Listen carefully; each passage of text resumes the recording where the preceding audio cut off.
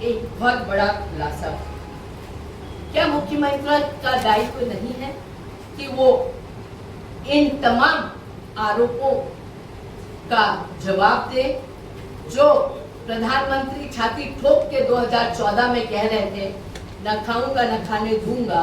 आज हाल ये है कि उनके करीबी दोस्तों से लेकर अब मुख्यमंत्री तक खुले आम खा रहे हैं और प्रधानमंत्री धृतराष्ट्र बने बैठे हैं।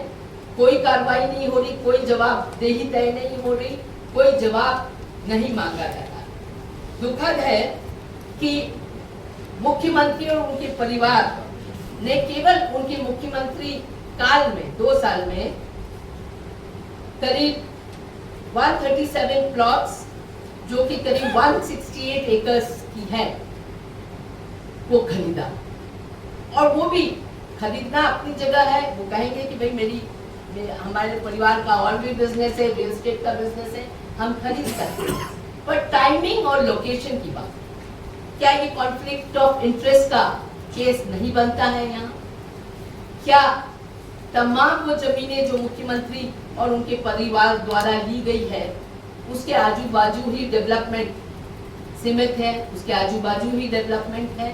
तो ये इसका जवाब मुख्यमंत्री क्यों नहीं दे रहे? जब ये खोजी पत्रकारिता द्वारा आपके ही भाई बंद ने इंडियन एक्सप्रेस में ये बात उठाई और संज्ञान में सबके लाए अपनी जान को की बाजी लगाकर, उसके बाद क्या मुख्यमंत्री का दायित्व नहीं है कि इन तमाम प्रश्नों का वो जवाब दे कि किस तरह से ये कॉन्फ्लिक्ट ऑफ इंटरेस्ट का केस नहीं है, क्यों नहीं है, और किस तरह से ये जमीनें इतनी सारी आई, कहां से आई उनके परिवार पे, इसका जवाब तो बनता है।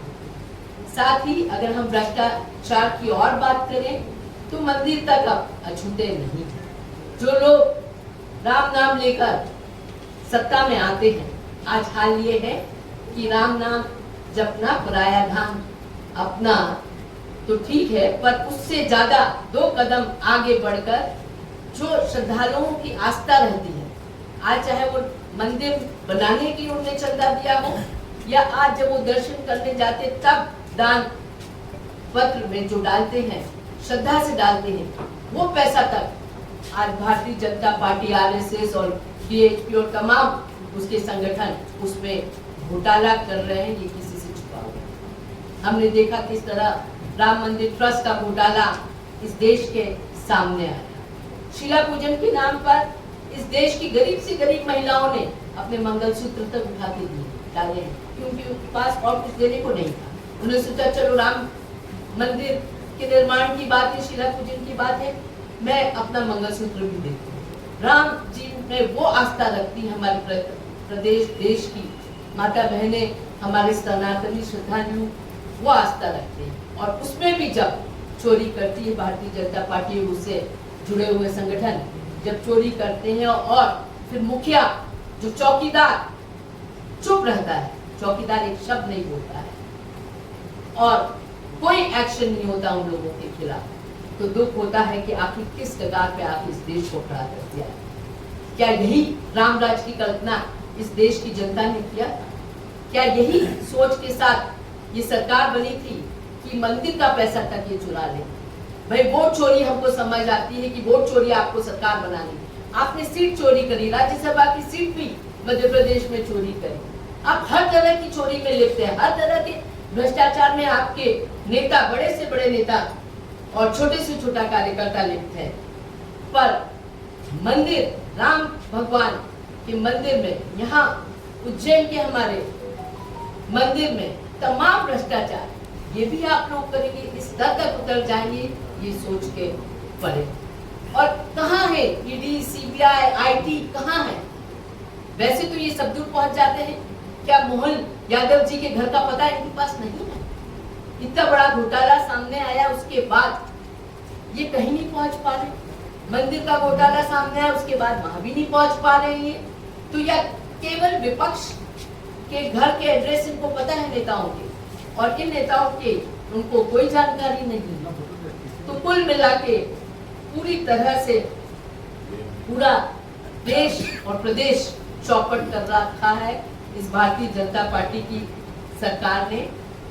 कांग्रेस पार्टी 7 तीखे सवाल इस समय कर रही है। पहला सवाल, उज्जैन भूमि प्रकरण पर मुख्यमंत्री मोहन यादव सार्वजनिक रूप से प्रेस कॉन्फ्रेंस करके कब जवाब। दूसरा प्रश्न, क्या सरकार पूरे मामले की स्वतंत्र एवं निष्पक्ष जांच कराने को तैयार है।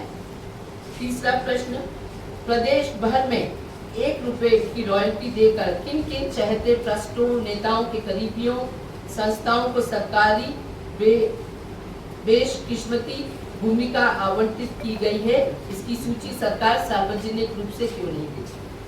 किसानों को समय पे डीएपी, यूरिया, पर्याप्त बिजली और अन्य कृषि आदान उपलब्ध कराने में सरकार विफल क्यों है।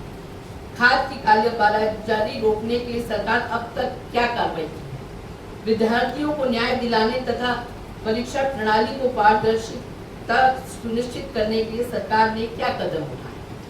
महाकाल लोक सहित सार्वजनिक परियोजनाओं में उठे सवालों की निष्पक्ष जांच कब होगी।